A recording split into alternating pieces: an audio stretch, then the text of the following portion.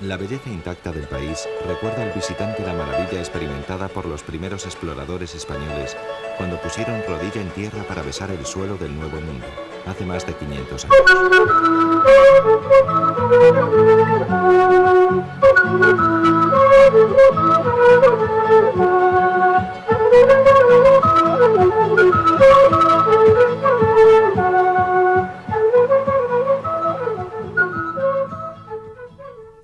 Pero la tranquilidad de la naturaleza oculta un paisaje humano mucho más agitado, en donde las culturas nacieron y decayeron, marcado por los conflictos, la esclavitud y el sufrimiento.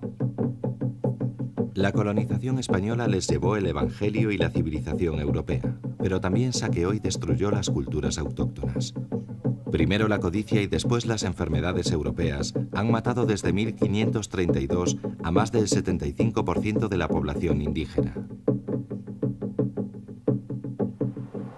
La historia moderna no ha sido más generosa. Perú es todavía uno de los países más pobres de América Latina. De sus 26 millones de habitantes, un 75% vive en la pobreza. Considero que una de las circunstancias que vive Perú particularmente, como no solamente Perú, sino también todo el continente, es la falta de una madurez política. Aunado a esa falta de madurez política es también la corrupción que va permeando, que va obstaculizando un desarrollo para que el país sea menos pobre. El jornal medio por día de unos 6 euros obliga a más de 1.200.000 niños a trabajar. El analfabetismo aumenta, la tuberculosis y el cólera están cada vez más extendidos. Lima, la capital del país, antaño conocida como la Ciudad de los Reyes.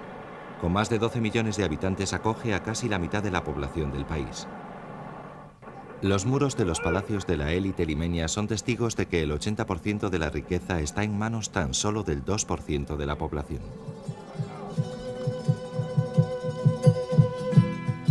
Más de la mitad de la población de Lima vive bajo el umbral de la pobreza, lejos del centro, apretujada en villorrios, asentamientos en zonas desérticas a veces a 20 kilómetros del centro.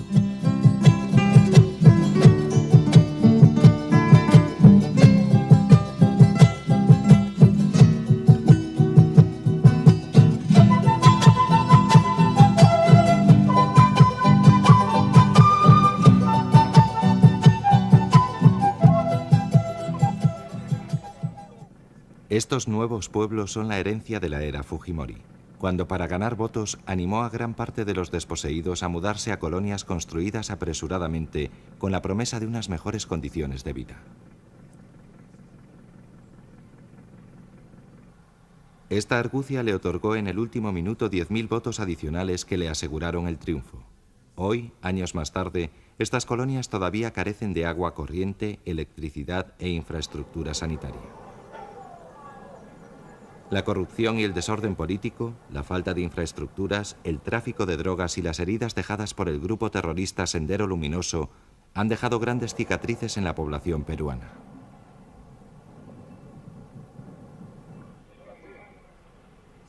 Si bien los últimos años también han estado marcados por un afán de establecer el orden y la estabilidad, la dañada herencia social y económica ha tenido como consecuencia una emigración de más de 2 millones de peruanos jóvenes a los países vecinos en busca de mejores condiciones de vida. El único elemento de estabilidad y a menudo único punto de referencia político y social para los peruanos sigue siendo la Iglesia Católica.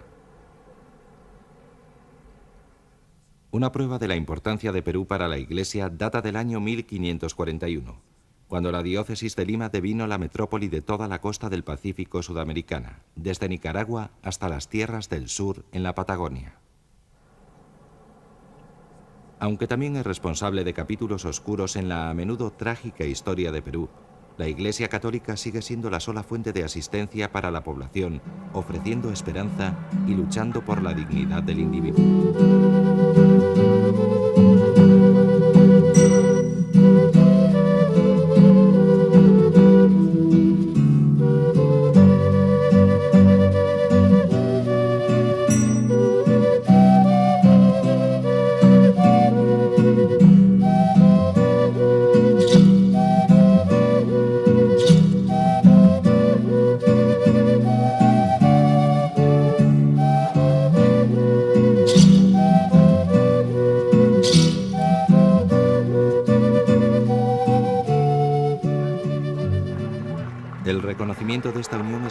espiritual y social se refleja en la adhesión continua a la fe católica. El 93% de los peruanos están registrados como católicos. Las fiestas populares y las celebraciones conmemorativas siguen siendo una parte esencial de la vida peruana contemporánea, como por ejemplo la fiesta del Señor de los Milagros en octubre, que congrega a millones de personas en la calle y en la que la ciudad se paraliza en una gozosa celebración de la fe.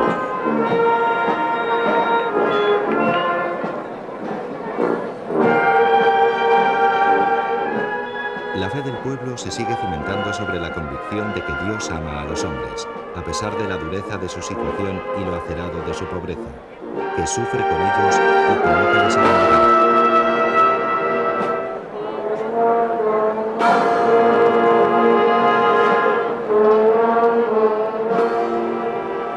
A pesar de la herencia católica, Perú se considera todavía una tierra de misiones.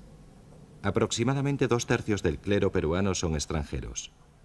La necesidad de sacerdotes locales es muy elevada, especialmente en las zonas rurales, donde la crisis de vocaciones se agudiza por la inmensidad de las distancias entre comunidades.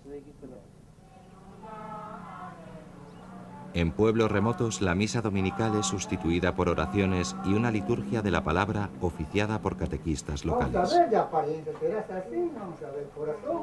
Latinoamérica, paradójicamente, es uno de los territorios, uno de los continentes que menos sacerdotes tienen proporcionalmente al número de católicos, porque como el 90% de la población es católica, los sacerdotes no somos tantos como para atender. El episcopado peruano es consciente de esta necesidad y los esfuerzos realizados recientemente han dado como resultado un aumento de sacerdotes peruanos. Desde entonces el Señor nos ha bendecido con muchas vocaciones y Dios mediante, si Dios quiere, yo este año podré ordenar al sacerdote número 50 en 21 años. 50 sacerdotes en 21 años supone más de 2 de promedio al año, que para el Perú es muchísimo.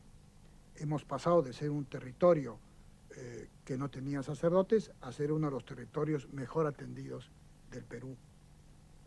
Solo tenemos 10.000 católicos por sacerdote. Yo entiendo que esas cifras son muy grandes para Europa, pero en el Perú hay territorios con más de 30.000 católicos por sacerdote.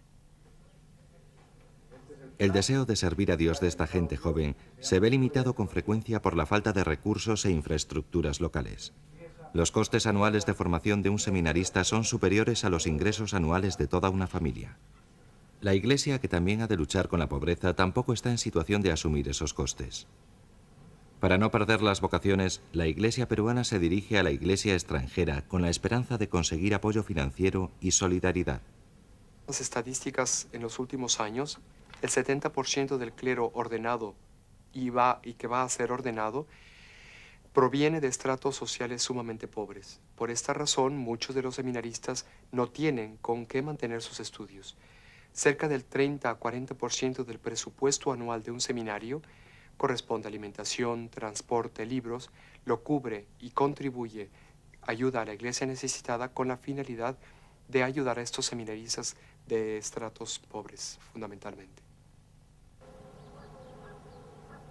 A la vista de la falta de sacerdotes, la construcción de iglesias podría aparecer, bajo una mirada superficial, como una contradicción. Sin embargo, la presencia física de una iglesia es más que un signo importante de esperanza e identidad. Es además el único